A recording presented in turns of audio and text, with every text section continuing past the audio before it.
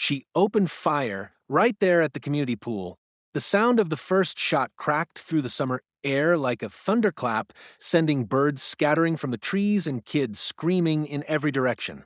Chlorinated water splashed over the tiles as panicked swimmers lunged for cover. My ears rang. My eyes darted across the chaos, people trampling towels, knocking over chairs, slipping on wet cement. But all I could see was her, my daughter Ellie, frozen at the edge of the deep end. Her wheelchair had caught between two tiles, tilted awkwardly. She was trying to move, panic in her eyes, arms flailing as if she could pull herself away from the sound of the bullets. But she couldn't run. She never could. I shouted her name once, twice, but my voice drowned beneath the noise, alarms, shouting, the sharp echo of another shot. I ran, heart pounding so loud it felt like another explosion in my chest. Time warped. Everything slowed. I watched the lifeguard dive into the water, a mother grab her toddler and sprint past me, a man duck behind the vending machines.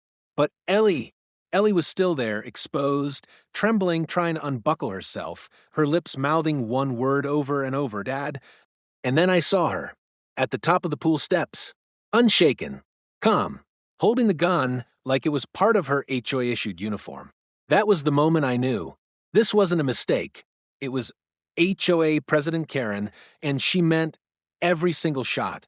Let me take you back to how this nightmare began. It wasn't supposed to be like this. When we moved into Greenhaven Estates last spring, it felt like a fresh start, a clean page after years of hospital visits, therapy sessions, and the kind of quiet battles that most families never speak about out loud. I'm Daniel Reyes, a single father, and for the past 12 years, my life has revolved around one person, my daughter, Ava. Ava was born with cerebral palsy. She's never walked, never danced like the other little girls at birthday parties.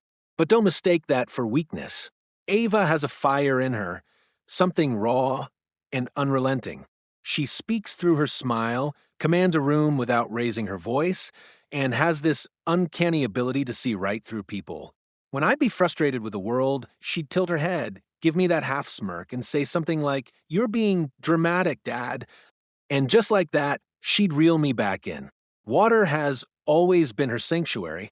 I still remember her first time in a pool, just 3 years old, strapped into a floaty, squealing with pure joy as the water lifted her weight, made her feel free. That's the thing about water. It gives her something the world doesn't, equity. In the pool, no one cares if she can't walk. She glides. She floats. She becomes who she wishes she could be every day. So, when the real estate agent showed us the house and pointed out the shimmering blue pool at the center of the community, Ava's face lit up like I hadn't seen in months. "I want to swim every day," she said, gripping the armrest of her chair with excitement. That alone made me sign the papers. The first few weeks were bliss. I worked remotely, coding for a startup in the mornings and spending afternoons pushing Ava along the winding sidewalks, her laughter echoing through the quiet streets. Neighbors waved. A couple even brought over cookies. There was an old man named Ron who gave Ava a tiny cactus in a painted pot. "To brighten your window," he said. For once, it felt like the world was letting us breathe. The Homeowners Association Greenhaven HOA was known for being strict, but that wasn't unusual. I read the rules. No loud music, no overnight street parking, no backyard trampolines. Reasonable stuff. At worst, mildly annoying. We got a friendly welcome letter, complete with a calendar of approved social events and a soft reminder that pool access hours were strictly enforced. Fine. I dealt with worse bureaucracy. And then came the first letter, folded neatly in our mailbox, no return address. It read, "Pool wheelchair access ramp must not be blocked. Residents should respect shared spaces." It didn't make sense. Ava had only been to the pool twice, both times with me by her side. Her chair was never near the ramp. We'd made sure of it. I crumpled the note and tossed it, assuming it was just some overzealous rule watcher flexing their authority. But Ava's smile dimmed just a little that day. "Do they not want me here?" she asked. I reassured her. Some people just like to feel important. Don't worry. But I worried. That week, I started noticing little things. Our trash bins were left turned around. The flowers Ava planted were clipped down, almost surgically. And then one afternoon, I saw her. She was standing at the far end of the community garden. Tall, rigid, mid-60s, maybe, short-cropped silver hair, pressed khakis, and a blouse so crisp it looked starched by the military. She had the posture of a general, shoulders back, chin high, and eyes like ice on concrete, cold, hard, and unmoved by the world around her. Karen Blanchard, president of the HOA. She said nothing at first, just watched Ava and me from a distance as we adjusted her swim cap, laughing as Ava made jokes about looking like a jellyfish. But then Karen approached, walking in deliberate steps across the grass. She stopped just short of us, her gaze fixed on Ava. Your daughter seems enthusiastic, she said, her smile never quite reaching her eyes. She loves the water. I replied, trying to sound pleasant. It's where she feels the most free. Karen nodded slowly. Well, let's hope she continues to respect the rules. The pool isn't a therapy center, Mr. Reyes. It's for residents. All of them. And just like that, she turned and walked away. Ava looked up at me, her smile gone. Was that her? She asked quietly. Yeah, I said. That was her. We didn't know it then, but that single conversation was the first drop of a storm that would soon drown our peace. And the gunshot at the pool? That was just the final wave, ChatGPT said. It started with whispers, quiet, calculated, and carefully placed. The kind of whispers that seem innocent until you realize they've taken root, like weeds through the cracks of a peaceful sidewalk. A week after our brief encounter with Karen, a second note showed up. This time, printed in Times New Roman, double-spaced, with an air of cold professionalism. It read, "To Mr. Reyes, for the safety and comfort of all residents, please refrain from placing the wheelchair too close to the pool's shallow end ladder. Obstructions may delay emergency response. Thank you for your cooperation." Greenhaven HOA Compliance Committee, there was no contact name, no signature, just the committee. But we both knew who was behind it. Ava read the note before I could stop her. She didn't say anything at first, but I saw her staring out the window for a long time that evening, her expression unreadable. That was the thing about Ava. When something cut her deep, she didn't cry. She closed, shut down, quiet. I decided to let it slide. For now. But the notes kept coming. Reminder, only standard flotation devices are permitted. Ava's specially designed float vest wasn't standard. Poolside chairs must be kept at least 2 feet away from access ramps. Hers was always placed just at the edge for ease of transfer. Then came the fines. Small ones at first, $25 for non-compliant equipment, $50 for unattended wheelchair near pool perimeter. I called the number on the letterhead. No one answered. I emailed. Auto-response. When I finally tracked someone down, they told me it had already been escalated. To Karen. So, I did what any decent neighbor would do. I showed up at the monthly HOA meeting. Held in the community clubhouse, it looked more like a country club strategy session than anything neighborly. Karen sat at the center of the long, polished table, flanked by a few other board members. She wore a white blouse with gold cufflinks and a pin that read order is peace. How poetic. Mr. Reyes, she said with a courteous nod as I entered. We weren't expecting you. I stood before them, papers in hand, copies of every fine, every notice, every passive-aggressive letter. I kept my voice calm, neighborly even. I'm not here to argue, I began. I just want to understand the reasoning behind these fines. Ava's equipment meets ADA standards. Everything we do at the pool is within regulation. Karen's smile was tight. Regulations are one thing. Resident comfort is another. You must understand that certain behaviors, certain presences can disrupt the community dynamic. I blinked. My daughter's presence is disruptive? She's welcome, of course, Karen said quickly, but we must maintain order and safety. We've received several complaints. I looked around the table. Most of the board members avoided my gaze, except one, a woman in her 40s with ash blonde hair, thick glasses, and nervous eyes. Her name tag read Megan Tillman, secretary. She gave me the smallest shake of her head. A warning. That night, Ava asked if she could skip the pool for a while. It's not fun anymore, she said. I feel like I'm breaking a rule just by being there. That broke something in me. The next morning, I went straight to security. Derek, the community security supervisor, was a retired Marine with a deep voice and a softer heart than he let on. He'd always greeted Ava with a smile, sometimes handing her sour candies from the pocket of his jacket. When I told him what was going on, he sighed heavily. Karen's not new to this, he muttered. She's been doing it for years, making the place uncomfortable for people who don't fit her mold. So, why is she still president? Because no one wants to fight her, he said. She's got friends in the county office. Her brother's a lawyer. She knows how to bury people in paperwork. I leaned in. Would you be willing to make a statement? Help me document some of this? He hesitated. I'd be careful, Dan. She's got eyes everywhere. And you've got a kid to protect. I left feeling more alone than ever. But I wasn't. Later that week, I found a folded envelope tucked under our welcome mat. Inside was a single piece of paper, handwritten. They voted 3-2 to revoke your daughter's special access pass.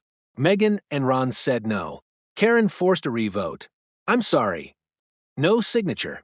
The next day, Ava's pass didn't work at the pool gate. I carried her in myself.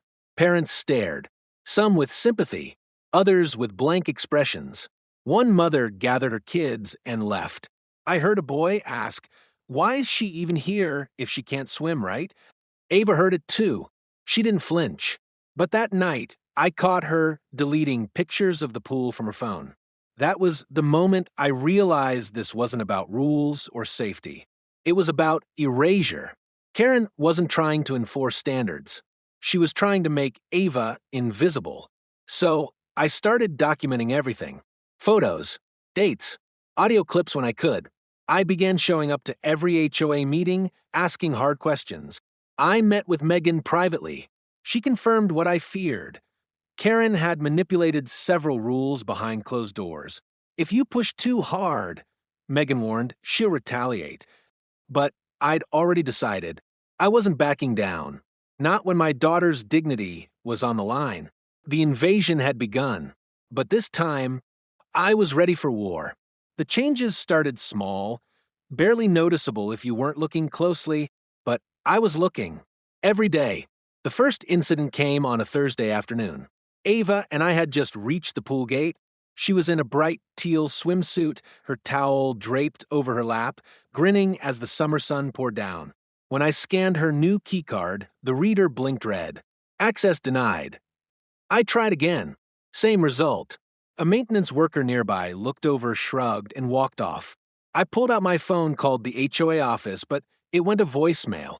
Again, we waited there in the heat for 10 minutes before Derek, the security supervisor, finally came by and manually opened the gate. Try not to make a scene, he whispered. I'll pretend I didn't see anything. Inside, we noticed something else. The pool's shallow end ramp, the one with the extra wide handles for disabled access, was cordoned off. A thin yellow tape, like something from a low-budget crime scene, wrapped around the metal rails. Repairs, a sign read, no explanation, no timeline. Ava didn't complain. She just stared at the water and muttered, it's like they're trying to erase me from here. I pushed her closer to the deeper end and helped her and myself. She floated silently for nearly an hour, eyes fixed on the clouds. That was Ava's way of fighting back, by being there, by refusing to disappear. But it got worse. The next morning, we found a letter taped to our front door, typed in the same cold, emotionless font as before. This one didn't even attempt professionalism. Keep her out of the pool. It's uncomfortable for the other children. No signature. No HOA letterhead. Just that one cruel sentence. I kept the letter in a folder. I'd started collecting them, each one a fingerprint of a system weaponized against my daughter. I didn't show Ava this one. She was already shrinking inward, her usual spark flickering behind guarded eyes. That night, I sat by her bedside, watching her sleep. I thought back to the beginning, when Ava was born 2 months premature. The doctors told me she'd never walk. They weren't sure if she'd talk either.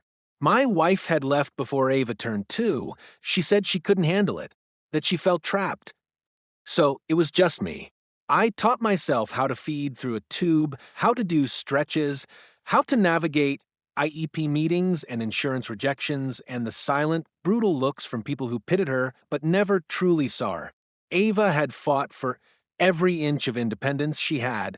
She'd taught herself to code using just her right hand. She once built a robot fish for her school science fair that responded to her voice. She didn't need anyone's pity. She just needed space to live. So, when Karen's war began in earnest, I knew surrender wasn't an option. The HOA began sending formal violation notices weekly now. Unauthorized equipment stored near the pool. It was her foldable transfer board. Inappropriate conduct. Disruption of HOA-sponsored pool yoga. Apparently, Ava's splash during an unplanned swim session was considered disruptive. But what chilled me most was the next move. The lifeguard was removed. Just like that. No notice. I arrived at the pool one morning to find it unattended. No one in a red chair, no whistle, no emergency kit. When I asked a maintenance worker, he shrugged and said the HOA was cutting costs. Cutting costs? During summer? No, they were cutting safety. For Ava. When I called to complain, the voicemail answered again. And then I got a response via certified letter, no less. Greenhaven HOA reserves the right to modify staffing based on need and perceived liability. Residents concerned with unmonitored access should exercise discretion. Discretion. They wanted me to stop bringing her. Karen wasn't just pushing boundaries, she was weaponizing the rules, twisting them to make Ava's existence a threat. She wanted to bury us in paperwork, in process, in fear. But I wasn't the only one paying the price. Ava started having trouble sleeping. She kept her light on, kept the curtains closed. She deleted all the swimming videos from her phone. When I asked her why, she shrugged. Maybe this neighborhood just doesn't want people like me. I took her out to her favorite frozen yogurt place that night, trying to distract her. She tried to smile, but it didn't quite reach her eyes. "Dad," she said as we sat under the string lights, "you don't have to keep fighting. I'll be okay if we just don't go to the pool anymore." And that nearly broke me. I told her the truth. I'm not fighting for the pool. I'm fighting for you. That weekend, things escalated. On Saturday morning, our driveway was sprayed with something sticky. It smelled like gasoline. I found scratch marks on our mailbox, and one of Ava's planters was shattered, its contents stomped into the lawn. But it was Sunday night that sealed it. We were both in the kitchen cleaning up after dinner. Ava had just wheeled into the hallway to grab a book when we heard the crash. Glass shattered. I rushed to the living room. A brick had come through the front window, trailing splinters across the floor. Ava screamed from down the hall, but I told her to stay back. Taped to the brick was a note.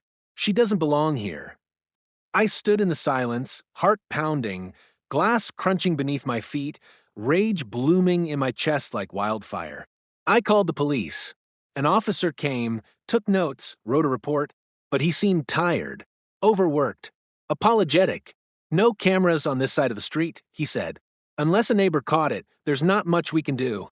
Ava didn't sleep that night. Neither did I. The next day, I called a lawyer. Karen thought she was untouchable, that she could twist the rules and erase people quietly without consequence. But she had forgotten one thing. You don't come for a man's child without unleashing the fight of his life. By the time the brick shattered our living room window, I had already stopped thinking like a father and started thinking like a detective. For weeks, Karen had been waging psychological warfare on Ava and me, and up until now, I tried to stay within the system, to play by the rules. But rules meant nothing in Greenhaven Estates. Not when the queen of the board bent them like wires behind closed doors. That night, while Ava finally slept exhausted from crying after the attack, I stayed up with my laptop, a bottle of cold coffee, and a folder full of HOA documents I'd quietly gathered. Meeting minutes, financial summaries, project invoices. Most of it was public record if you knew where to look. The more I dug, the more something began to stink. Karen had signed off on a $12,500 community landscape improvement last fall. The project? New rose bushes and decorative stones at the front gate. But I remembered that upgrade. I remembered watching two guys in overalls unload a dozen scraggly plants and half a pallet of gravel. It couldn't have cost more than $2,000 total, even with labor. The landscaping company's name on the invoice?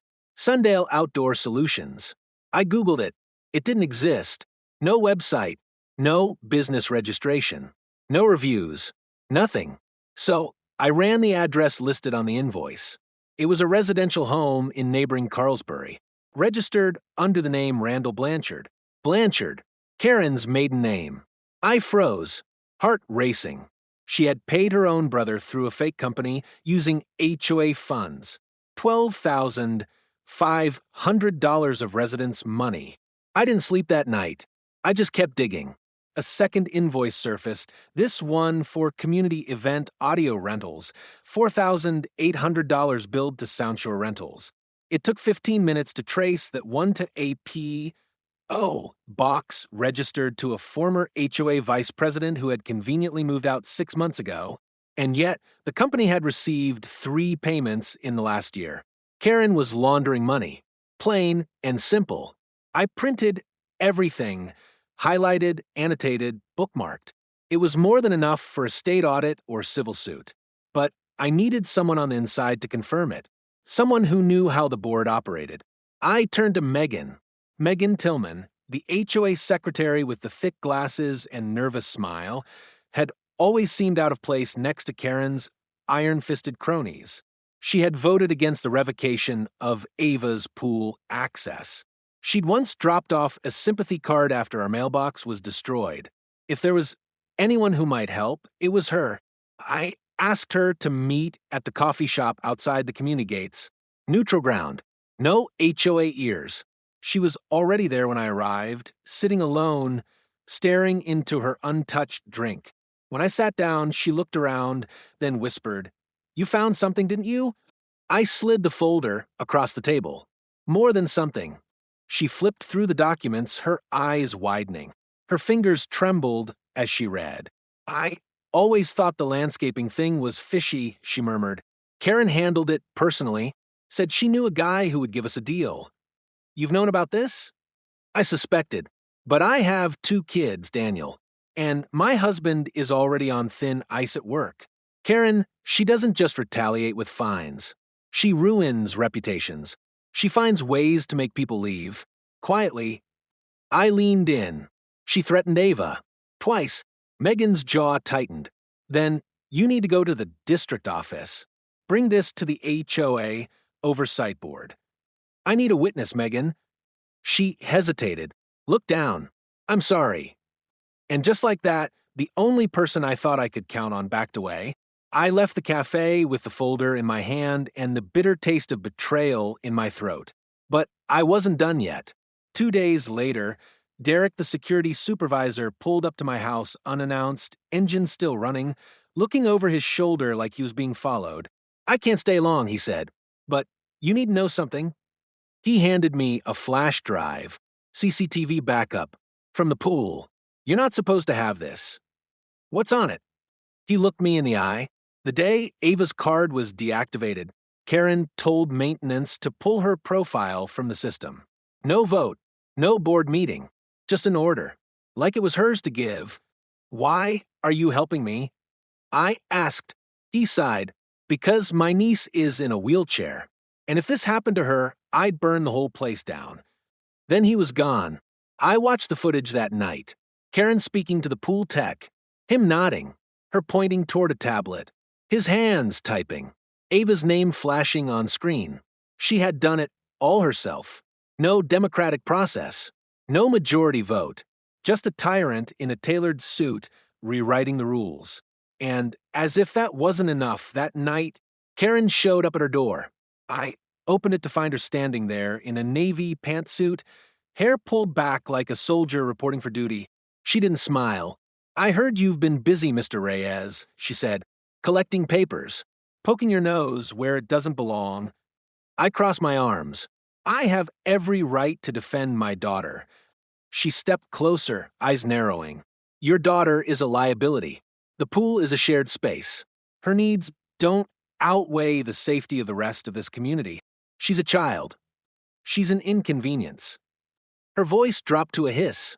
And if you keep pushing, you'll find yourself very alone, Mr. Reyes.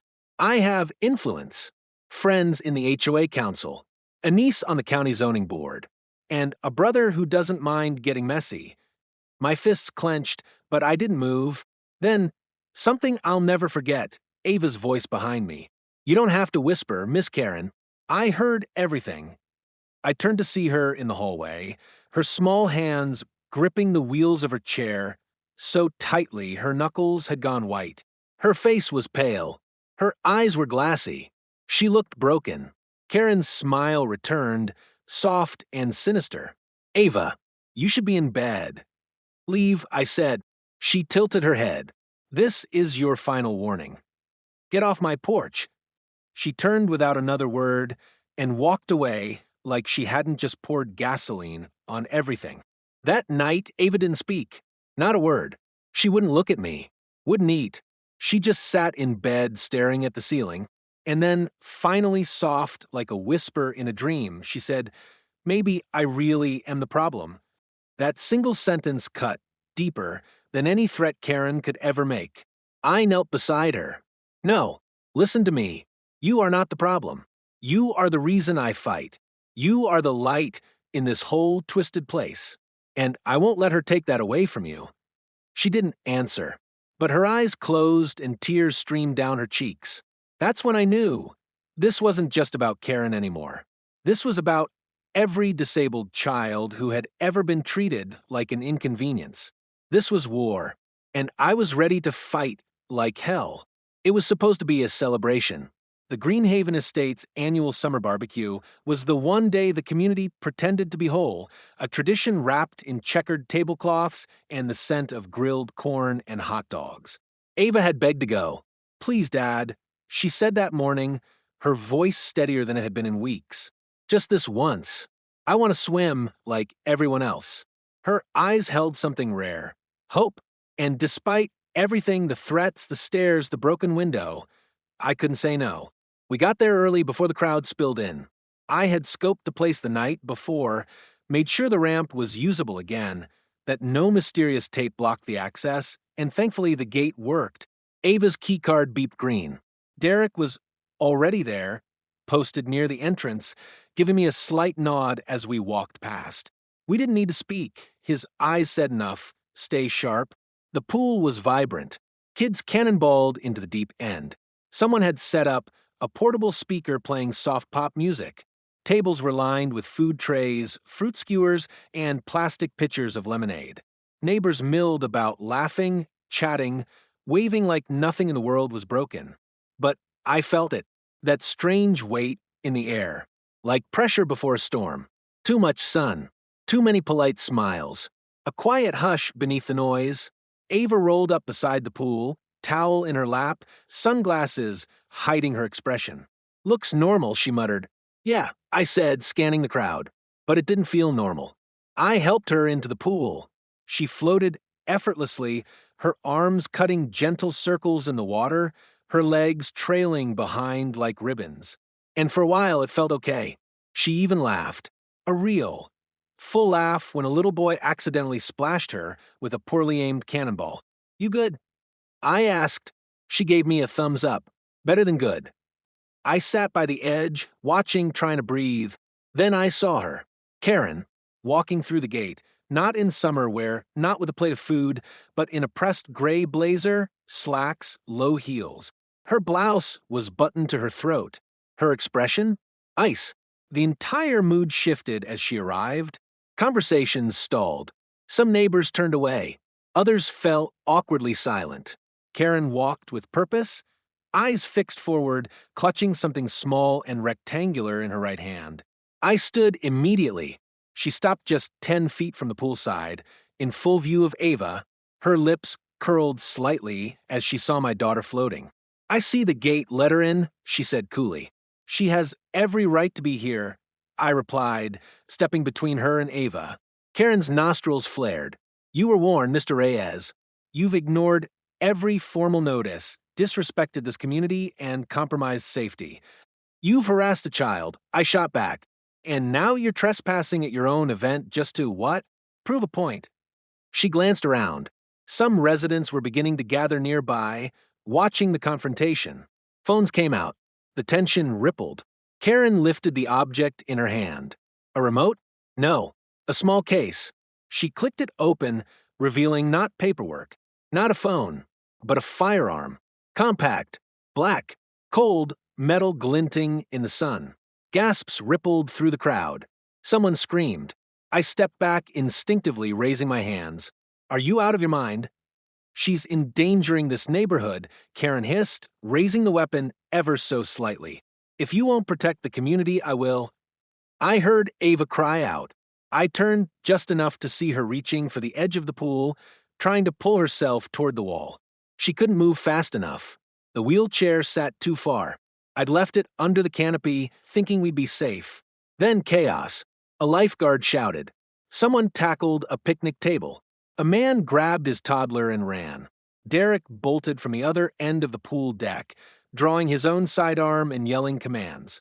Drop it, Karen. Drop the gun. Karen didn't budge. She stood there, trembling not out of fear but rage. Her arm began to lower, her eyes scanning the people around her like they were traitors, like she couldn't believe no one else was standing with her. Ava screamed, Dad! I sprinted to the edge, reaching out for her hand, dragging her closer. The water sloshed around her. She was sobbing now, soaked curls clinging to her forehead, body shaking. Don't move. I yelled, I've got you. A gunshot cracked through the air. Screams exploded, but it wasn't from Karen. Derek had fired a warning shot into the air. Drop it now, Karen, he bellowed, voice like thunder. And finally she did. The gun clattered to the cement. She stood frozen as officers stormed in through the side gate, called in minutes earlier by a quick-thinking resident who had dialed 911 as soon as Karen appeared. They surrounded her, disarmed her, cuffed her. Karen didn't struggle. She looked at me once more as they led her away, not with fear, not with remorse, but with contempt, as if we were the ones who had poisoned her world. Ava was safe. Physically, yes, but her voice trembled for hours afterward. She refused to let go of my arm all night. Her hands stayed balled into fists even while she slept, like she expected someone to take her from me. Neighbors visited, some with flowers, others with apologies. Some cried. Many said they'd had no idea it had gone so far. But it had. And for us, the nightmare wasn't over. The pool would eventually reopen. The barbecue would return the next year. But for Ava, for me, nothing would ever feel quite the same again. Bang! The sound ripped through the air like it had torn a hole in reality. People ducked. A woman screamed. Chairs clattered to the pavement. The smell of gunpowder fused with the chlorine-drenched breeze. Ava was still in the water. She couldn't swim to the edge. Her float vest kept her above the surface, but her arms flailed in panic, struggling to move toward me. She screamed, Dad, just as another splash came from the far side of the pool. The lifeguard, Micah, had launched himself into the water without hesitation. His body cut through the pool like a missile. In seconds, he was beside Ava, his arms cradling her gently as he began guiding her to the edge. I dropped to my knees and reached out, pulling her up with Micah's help. She was drenched, shaking, lips blue from fear, but alive. My hands were trembling as I wrapped her in a towel. She kept looking past me toward the cement where Karen had stood just moments before. She really tried to. I know, I whispered. It's over. But it wasn't, because Karen wasn't gone yet. She stood frozen near the pool steps, shoulders back like a soldier in formation, lips pursed as if she were the one who'd been attacked. A small crowd had gathered, mothers clutching children, neighbors whispering, phones held high, recording the aftermath. And Karen?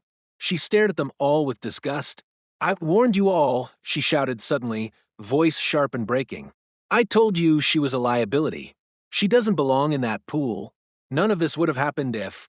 Karen, stop, someone yelled. Just stop. I did this to protect our neighborhood, she screamed. She's a danger. I had every right. But no one was listening anymore. The police arrived 5 minutes later, two cruisers skidding to a stop outside the gates. Officers stormed in, weapons drawn but lowered quickly when they saw the crowd subdued and Karen standing still, the gun already confiscated by Derek. Karen didn't resist. She merely extended her wrists forward, like she expected the cuffs, as if she believed herself a martyr. Her eyes never left me as they read her rights aloud. She's manipulating you, she said, voice hoarse. That girl has turned all of you against me. Get her out of here, I said. The officers nodded, escorting her away. As they walked past the stunned crowd, I noticed something strange. Karen wasn't just calm, she was confident. That worried me more than the gun. In the days that followed, the story spread fast. It hit local news first. HOA president pulls gun at community pool, disabled child targeted. Then regional outlets picked it up. There were camera vans parked near the gates of Greenhaven. Residents were interviewed. Footage from bystanders circulated on social media. My phone didn't stop ringing. I declined most interviews. This wasn't about fame. This was about justice for Ava. But then the twist came. 3 days after her arrest, Karen made bail. The amount, $20,000, paid by a local political action group, a conservative HOA lobbying firm that Karen had long-standing ties with. I learned her brother was a city councilman in a neighboring district, and her niece worked in zoning enforcement. Suddenly, online forums began circulating alternative versions of the story, that Karen had acted in self-defense, that Ava had provoked the incident, how they never explained, that I had encouraged conflict for social media attention. People began posting our address online. One anonymous account tweeted, "If your kid's a liability, don't be surprised when someone protects their own." Hashtag Karen was right. Ava saw that one. It crushed her. I filed for a restraining order. The court granted it, but Karen's attorney filed a countermotion. He claimed mental instability due to community stress and argued she deserved leniency. They painted her as a dedicated volunteer under extreme pressure. Then came the court date. A sea of reporters crowded the courthouse steps. I held Ava's hand as we walked through the metal detectors, cameras flashing. She wore her favorite hoodie, the one with the butterfly patch, and refused to cry even when asked invasive questions by strangers with microphones. Karen appeared, flanked by lawyers. Her blazer was cream-colored, her face blank. She didn't look at us.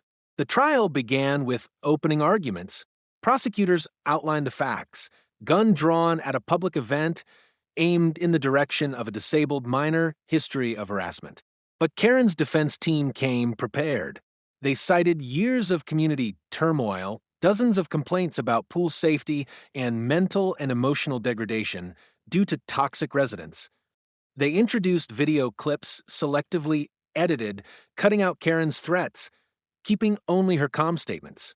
I was called to testify. I told the court about the notes, the threats, the fines, the surveillance footage, the brick, the trauma, Ava's tears, her lost trust. I read the pool access report and showed the video Derek had given me. Then they called Karen. She cried. I just wanted what was best, she said, her voice cracking. That child, she reminded me of someone I lost. I panicked. I didn't mean to hurt anyone. I was afraid. The courtroom fell silent. Some jurors looked shaken, others skeptical. The trial dragged for 4 weeks. Then the verdict, guilty, but not of attempted assault. Misdemeanor firearm discharge. Community service. 2 years probation. No prison. I stared at the judge, at the jury, at Karen. She looked at me victorious, no handcuffs, no remorse, just a faint smile, like she'd won something I hadn't even seen. That night, Ava asked the question I had feared. Is this the kind of world I'll always have to live in? I didn't know how to answer. So I didn't. I held her hand, because there are no words for watching your child learn, far too young, that justice and safety aren't always promised. There's only the choice to keep standing. And I had made mine. This wasn't over. They said justice had been served. Karen walked free that day. Not with a clean record, but close enough. Community service. A 2-year probation. A small fine she could easily pay. No jail time. No felony charge. Not even a public apology. But the truth? She had been judged by a system built to protect people like her from consequences, from accountability, from change. The community tried to patch things up after that. The HOA board resigned quietly, one by one, including Megan, who sent Ava a heartfelt apology card months later. New elections were held. New policies were drafted. ADA compliance became a headline in Greenhaven newsletters. And yet every time I passed that pool gate, I still felt the weight of that day, the gunshot echoing not just in memory, but in the way people now hesitated when Ava rolled by. But Ava? She didn't let it bury her. For weeks after the trial, she didn't speak much about what happened. She spent time in her room sketching, building, writing code again. I thought maybe she was retreating, that the fight had taken too much from her. I was wrong. She was preparing. One morning, I found her in the garage, constructing a custom waterproof wheelchair ramp model using her 3D printer and spare parts. If they're going to block people like me from pools, she said, I'll build something they can't deny. She joined an online community of disabled teen creators. She gave a talk via Zoom at a local accessibility advocacy group. And then one afternoon, she wheeled into the kitchen with her tablet, eyes bright. I want to write about what happened, she said, not just for me, for anyone who's ever been treated like they didn't belong. That fall, she published a blog post titled In the Deep End, When Strength Looks Like Survival. It was read by over 100,000 people in 3 days. Emails poured in. Parents, teachers, other kids in wheelchairs, even a former Greenhaven resident who said, "Your courage made me wish I'd stayed." She began learning self-defense from a local instructor who volunteered to train her pro bono. Not because I'm afraid, she said, but because next time I'll face it standing tall, even if I'm sitting. I watched her transformation with awe. Where fear had tried to settle, she planted resistance. Where silence tried to win, she answered with clarity. Me? I kept all the evidence. Every file, every letter, every video. Not for revenge, not for bitterness, but in case anyone ever tried to erase what really happened. Because memory fades, but stories stay. Ava's story stayed. She became more than a victim. More than a target, more than the girl in the water who couldn't run. She became a symbol, not because she shouted, not because she fought with fists, but because she stood her ground in a world that tried to push her off of it. And Karen? She'll spend the rest of her life haunted not by the noise she created, but by the silence Ava left behind. Because in the end, she tried to make my daughter feel weak. But in truth, my daughter's strength terrified her. If this story moved you, if it made your heart race, your hands clench, or your eyes well up, then don't just scroll past. Subscribe to the HOA Stories, where real emotions, dark truths, and silent battles come to light. Because behind every perfect lawn and painted fence lies a story no one wants to tell. But we do. Hit that bell, share this with someone who needs to hear it, and join our community of voices that refuse to be silenced.